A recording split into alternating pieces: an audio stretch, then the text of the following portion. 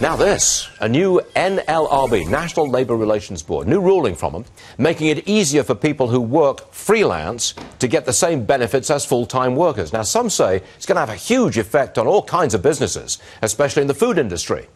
Let's welcome Apple Metro CEO Zane Tankel, who runs and owns 37 Applebee's in the New York area. Right, Zane, this ruling, I know it's very technical stuff. Yeah. What does it mean for you? How bad is it for you? Well, not just me, the whole space, Stuart. Okay. But so let me give you the model really quickly. A franchisee, vis-a-vis franchisor, picks his site, uses his own money, he gets no help from the franchisor, he hires his own people, he sets his own... He's a businessman. Yep. He pays a fee to use the mark, use the name, get the broad advertising piece and a core menu. Short of that, you run your own company. Got it. Franchisors, by definition, are always at odds to some degree because you're using their mark, but your money. Okay. Now he's held liable, along with you, his intrusiveness into running your business. Not his money, not his hirings, because he is liable on the litigation side of any workplace violations that occur. That's what this is all about. Right? So all of a sudden, he now has to take an active interest into everything. I do $180 million.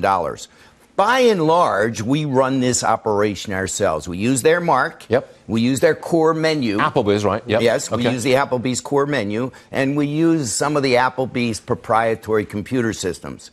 Okay. Other than that, I hire, I fire, I run it. I don't want Applebee's come. How in the world, Stuart, I ask you, how in the world can someone in Bismarck, North Dakota, run an operation in San Francisco, California, or in New York City? The mentality, the eyes that you look at it through are so dramatically different than reality. These guys in Washington, you know, I hate to quote a candidate, any candidate who calls our president of the United States stupid and all these other, there's no other word. You know, I shudder a little bit when I hear you call the president of the United States stupid because he's my president as well. I don't like him. So now, but he's stupid. You, as the guy who runs, you've got 37 Applebee's franchises. That's what and you two do. Pizza studios, 39 restaurants. 39 restaurants. 4,000 people. 4,000. Okay. That's a lot of people. So 4,000 people. All of a sudden, because of this ruling, you've now got to look at issues which you didn't think you had to take care of. I won't look at anything. What I suspect is the folks in Kansas, where Applebee's is headquartered, will want to start to look at things that are none of their business. And the already contentious relationship that exists, they want me to do this. And I say, look, for the New York market, we have to do that. And you're in Kansas, I'm in New York, I know what I'm doing in New York. I don't tell you what to do in Kansas.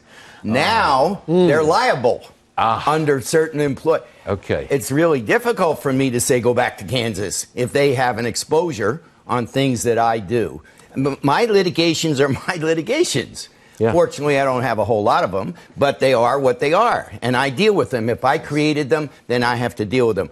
If I created them and they go and come in and want to deal with them, all of a sudden they're looking over my shoulder in ways that cannot permit me to operate. You know, Stuart, these guys in Washington, and because it comes from the president, the NLRB, he appoints them. Yep. They are so ignorant of what happens on the ground and the realities of running a company and the headwinds and the competition and the money and the borrowings and all the things that go on to run a business. These guys don't have a clue. They don't care. I give you a quick analogy. You know, they're driving around in bumper cars in an amusement park. Yep. They think they can get behind the wheel of a real car and drive on a super highway at 80 miles an hour. That's good.